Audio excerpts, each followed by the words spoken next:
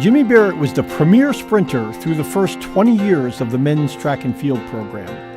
A muscular 6'1", 190-pounder, Jimmy earned all New England honors 8 times in 6 different events in his career. In addition to anchoring all New England 4x100 and 4x400 relay teams, Jimmy twice gained all New England recognition indoors at 55 meters and twice outdoors at 100 meters. In addition to the relays, 55 and 100 meters, Jimmy additionally achieved all New England recognition outdoors in the long jump as a freshman and at 200 meters as a junior. Jimmy qualified provisionally for national competition as a senior at 55 meters indoors and 100 meters outdoors. His 55-meter time at Wesleyan would have placed him 6th nationally in the Division III indoor national meet. Jim Barrett was a member of the Eastern Track and Field team the first year that I started coaching at the college level. I remember nervously walking into the gym the first day of indoor practice and seeing this big, strong guy who made it clear he wasn't thrilled having a young female newbie as his coach. Jimmy and I are truly the antithesis of each other. He's male, I'm female. He's black, I'm white. He's huge, I'm not so huge. Jimmy is loud, I'm quiet. He has no hair, I have hair. Jimmy's argumentative, I'm the peacemaker. We spent hours in my office discussing how people are different. Jimmy thought I should yell at people more. I thought he needed to be more understanding. Through all of this, we grew as individuals. Jimmy learned a lot about being part of a team and compromising to make things work for everyone.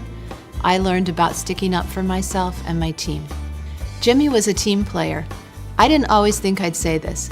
He came roaring into the Wyndham High parking lot on his motorcycle and running over to the track 5 or 10 minutes late to practice. But he always gave his best effort, and he always encouraged his teammates as well. After graduation, Jimmy worked for the Department of Corrections, and then he went to the police academy.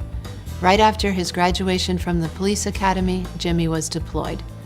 Jimmy has served 3 overseas tours of duty, 14 months in Bosnia, 18 months in Iraq on the front line in active combat, and 6 months in Germany training soldiers to go to the Middle East. We stayed in touch while he was on each of these tours. One of the things Jimmy kept saying to me is, "I don't know why I'm still alive. It could have been me." I know that maybe he was lucky, but I also know the world is lucky to have him, and we need people like Jimmy. He has been on the Hartford Police Force for 13 years. He has been offered easier jobs, like mounted horse patrol in Bushnell Park, which he lasted about 2 weeks at, and mountain bike patrol. But Jimmy always goes back to the most dangerous, highest crime areas. He continues to serve all of us in many ways, just like he served his team in 1993. I mentioned that Jimmy and I had stayed in touch while he was deployed. He also helped me as an assistant coach at the University of Hartford the first year that I was there. When I tell you that we didn't pay him enough to even cover his Dunkin' Donuts bill, that's not a joke. He was strict with the kids, but he always yelled at them, "You motivate me!" And they loved him. He helped to turn around a program that had no pride and to make them into a true team. He had a work ethic that you just feel like you would like to see everybody else on the team have. And he had a lot of natural talent. He was a little brash maybe at the beginning, but he backed up his words. As an athlete, he was making sure that he was the first one to practice, last one away from practice. I'm sure that many people have heard that before, but that was actually Jimmy as a character. He was always there making sure that once his meet was done, once his heat was done, he'd check in on you and say, "Hey, how did you do? Did you do well? Next time you go out there and you'll get them." When you looked up and saw the 100 meters, 200 meters, long jump, 4x1, or 4x4 going on, you would know, and you saw that Jimmy was in that event. You knew that most likely South Windsor was going to get 5 points. I would say Jimmy's best event was probably, it would have to be the 1 and the 200, in all honesty. The 200, I think, is a better event for him. It gives you a little more time to build up that momentum, and once you're coming off that corner and finishing down the home stretch, it definitely gives you that little extra firepower. And again, Jimmy's somebody who has drive, so when he finishes through that 200, he finishes with a flourish. I got hired by Eastern for one season, and Jimmy was here. So I ended up coaching him here.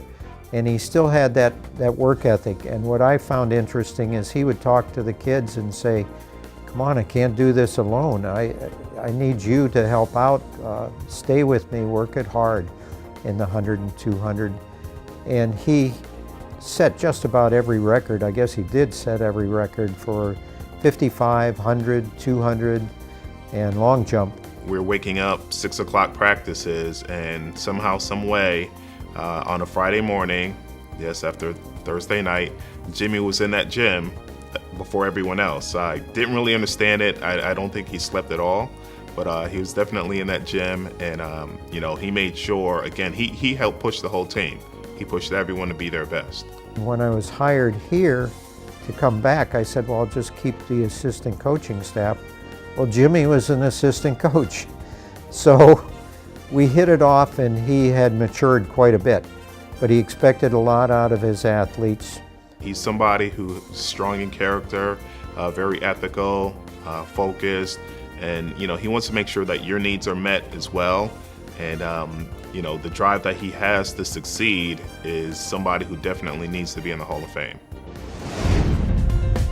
At this time, it gives me great pleasure to present as a 2015 inductee into the E-Club Hall of Fame, Jim J. Barrett.